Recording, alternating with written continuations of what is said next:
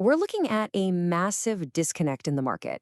You've got stocks hitting record highs while a record breaking pile of cash is just sitting on the sidelines.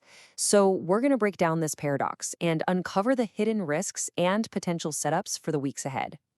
$7 trillion. That's the number you need to be watching. All of that capital is just parked in money market funds. It's earning a little yield, sure, but it's not in the equity rally. And that creates the central tension we have to navigate. Is all that cash just dry powder waiting to fuel the next leg up, or is it a sign of extreme fear? All right, here's the game plan. First, we're going to unpack that core tension in the market. Then, we'll dive into 3 hidden macro risks that aren't getting enough attention. After that, we'll look at which sectors are most vulnerable, map out a few potential scenarios, and then, the important part, get into some specific, defined risk options setups. And we'll wrap with the final word on risk. So let's get right into it.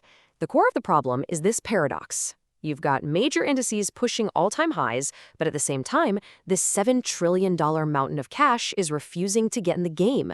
That signals some deep, deep uncertainty and a major split in market sentiment. And really, it all boils down to this one question. Is this fear or is it fuel? The answer is going to determine everything. It'll tell us whether we see a broad rally as that cash finally rotates in, or a really sharp correction if those underlying fears turn out to be justified. So, what's really driving that fear? Let's peel back the layers and look at 3 primary risks that are likely keeping all that cash parked. These are the cracks beneath the surface, the potential catalyst that could trigger the next big market move. First up is data unreliability. The upcoming CPI report could be a total wildcard, and here's why. The Bureau of Labor Statistics is imputing data. And let's be clear, imputing is just a fancy word for guessing. This is a huge deal. It means the Fed could be making critical policy decisions based on a fuzzy, unreliable picture of inflation. You get the picture. That's a recipe for some serious volatility. Risk number 2, let's just call it policy chaos. And you don't have to look any further than the beef industry to see it. On one hand, you have policies trying to support domestic producers with tariffs. On the other, policies trying to increase imports to fight price hikes of 13 to 17%. The National Cattlemen's Association itself is calling it a recipe for chaos. You can't have it both ways. This kind of uncertainty is just toxic for markets. In the third risk is a big one, concentrated banking risk. We all know commercial real estate is a slow-motion train wreck, but the exposure isn't spread out evenly. Regional banks have over 30% of their balance sheets tied up in CRE. Now look at the large banks, less than 6%. See the problem? This creates a massive vulnerability in a critical part of the financial system. A credit event here, well, that contagion could spread, and fast. Okay, so we've got the macro risks. Now, how does this translate into specific sectors? This is where we start to identify potential weakness and maybe where there's some opportunity. So think about how this domino effect could work. The Magnificent Seven names carry huge concentration risk for the whole market. If they start to wobble, they could drag everything down. On the other side, you've got regional banks. You can track them with the KRE ETF, which are a direct play on that CRE vulnerability. But it's not all negative. You could see that sideline cash start rotating into areas like infrastructure, which benefits from reshoring, or maybe into broader AI plays beyond the megacaps. And with all that policy chaos we talked about, you can bet commodities, something like the cow ETF, are in for a volatile ride.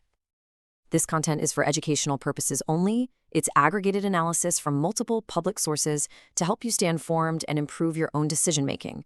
Do your own research. This is not financial advice. All right, with the risks and sectors laid out, let's start building a framework. How do we actually position ourselves for what might be coming next? Okay, let's run through the scenarios. Our base case, the CPI data comes in messy, so the Fed just hits pause, and the commercial real estate problems stay contained for now. In that world, the posture is cautious. Hold cash, use some defined risk hedges. Now the bull case, we get a clean, soft CPI print, and that $7 trillion starts pouring into equities, broadening out the rally. If that happens, you increase your delta exposure. And then there's the bear case. Sticky CPI plus CRE defaults start a credit event in the regional banks. The posture there is simple. Get defensive, increase your hedges, and look for opportunities on the short side.